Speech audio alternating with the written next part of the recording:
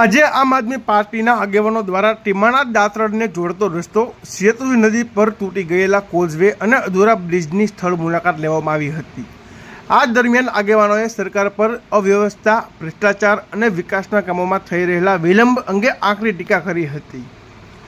મુલાકાત દરમિયાન તળાજા વિધાનસભાના પ્રભારી માવજીભાઈ, વરિષ્ઠ આગેવાન પ્રાગજીભાઈ બી ધાંધલિયા, તાલુકા પ્રમુખ દશરથભાઈ ડોડિયા, સંગઠન મંત્રી બાબુભાઈ જામુચા, જતીનભાઈ બેલડિયા તેમજ યુવા પ્રમુખ રાહુલભાઈ બાંભણિયા સહિતના આગેવાનો હાજર રહ્યા હતા।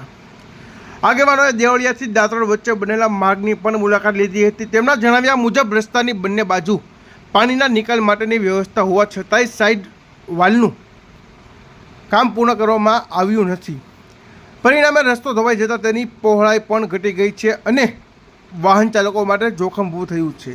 ખાસ કરીને 4 વ્હીલ વાહનો સામસામે પસાર થવામાં મુશ્કેલી સર્જાઈ રહી હોવાનું તેમણે જણાવ્યું હતું।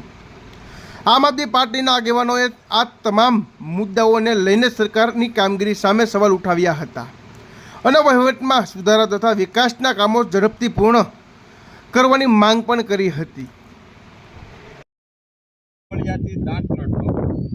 તળાજા તાલુકામાં તો સમગ્ર ગુજરાતમાં રસ્તાઓ સિંગલ રસ્તા હોય એટલે 3.5 મીટરના હોય, ડબલ રસ્તા હોય તો 5.5 મીટરના હોય। 3.5 મીટર એટલે 12 થી 12.5 ફૂટનો રસ્તો થાય। આ કોઈ પણ મેજર ટેપથી માપે તો 12.5 મીટરનો રસ્તો થતો નથી, કારણ કે આ રસ્તાની મેં આરટીઆઈ કરેલી છે। 15 લાખ રૂપિયાનો આ રસ્તો બનેલો છે, 1.3 કિલોમીટર। બીજું માવજીભાઈ કે આની સાઈડ વોલ પહેલા બનાવવાની છે, 5 વર્ષ થયા છતાં સાઈડ વોલ હજી બનાવી નથી। બિલ લીધું ન લીધું પ્રશ્ન નથી, પણ આ જે રોકાયેલા 15 લાખ છે એ સાઈડ વોલને લીધે રસ્તો બે બાજુ આ પાણીનો નિહાર હોવાથી બે બાજુથી તૂટતા ભલે એને 3.5 મીટર બનાવ્યો હોય તો પણ અત્યારે તો 3 મીટર જેવો અથવા તો 3.25 મીટર જેવો જ રસ્તો બને છે। એટલે ગુજરાતની જનતાના ટેક્સના નાણાં, માયાભાઈ અહીં બોલે કે ટેક્સ નથી ભરતા, તો બધા લોકો ટેક્સ ભરે છે, જનતાના ટેક્સના નાણાંથી વેડફાય છે। બાબુભાઈ, આમાં જોખમ એટલું છે। આમ આદમી પાર્ટી યુવા પ્રમુખ રાહુલ બાંભણિયા આજે જનતાનો અવાજ બનવા માટે લોકો ટેક્સ ભરે છે, ટેક્સના બદલામાં તેમને કેવી સગવડતા મળે છે તેમના વિશે હું તમને જાગૃત અવાજ બનવા માટે આજે એક પુલની તમને દુર્દશા બતાવવા માટે આવ્યો છું। આ રસ્તો છે જે તમે જોઈ રહ્યા છો મિત્રો, કેટલો હલકી ગુણવત્તાવાળો છિતરા ઉડી ગયા છે અને લોકો પરેશાન છે। આ રસ્તા ઉપરથી શાળાના વિદ્યાર્થીઓ, દર્દીઓ અને અનેક લોકો આ રસ્તા ઉપરથી પસાર થાય છે અને લોકો કેવી રીતે હેરાન થાય છે। સાધન હોવા છતાં આ લોકોને ચાલીને સામા કાંઠે જવું પડે છે। શું આ છે તળાજાનો વિકાસ? તળાજાની જનતા ક્યાં સુધી આ લોકોનો અત્યાચાર ને ભ્રષ્ટાચાર સામે સહનતા દાખવી શકશે?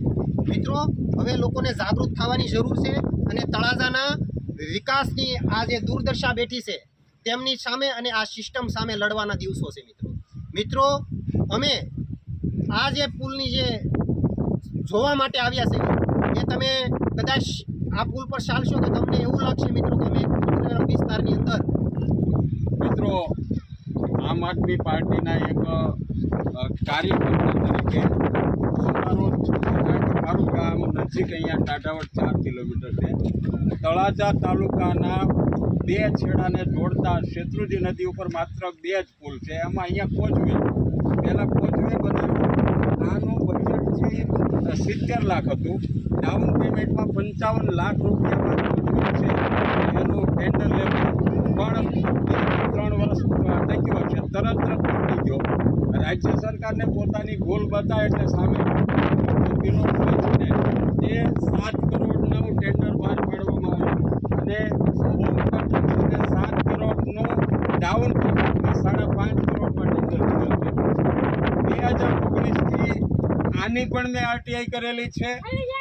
13 વખત હોમ કન્સ્ટ્રક્શનને માત્ર ને માત્ર એક પ્રકારની ગંભીર ચેતવણી આપતા પત્રો લખ્યા છે, છતાં એ લોકોએ આજ સુધી ગયા વર્ષે નિયમિત કામ ચલાવ્યું પણ છતાં એક જ ટુકડી રાખી। જો 2 ટુકડી હોત ને તો અત્યારે પુલ તૈયાર થઈ ગયો હોત, પણ એટલી બધી પોતાનું લાયસન્સ સ્થગિત કરેલું છે 3 વર્ષ માટે, બીજું કોઈ કામ ન હોય એટલે તો પણ આ 5.5 કરોડને અંતે જો પહેલાં તો બહારના બતાવ્યા કે અહીંયા પ્રાઇવેટ વ્યક્તિની જમીન જાય છે, અહીંયા પંજા કુટુંબે છે સામે તમે બતાવો એની પ્રાઇવેટ જમીન જાય છે, એ સંમત થયા તો પણ 4 વર્ષ ત્યાં બ્રિજ છે એ બનાવી શક્યા નથી. આ 55 લાખ તો પાણીમાં ગયા, પણ હવે લોકોની સુખાકારી માટે જે બાકી બનશે એ હોમ કન્સ્ટ્રક્શનને કડક તાકીદ કરવામાં આવી હોત તો આ વર્ષે પુલ બની ગયો હોત, પણ છતાં તે અધૂરો રહ્યો. અને આ છે સરકારની અસલી કામગીરી. સરકાર ગુનેગાર નથી મિત્રો, 30 વર્ષ સુધી સરકાર ન બદલાવીને એનું આ પરિણામ છે.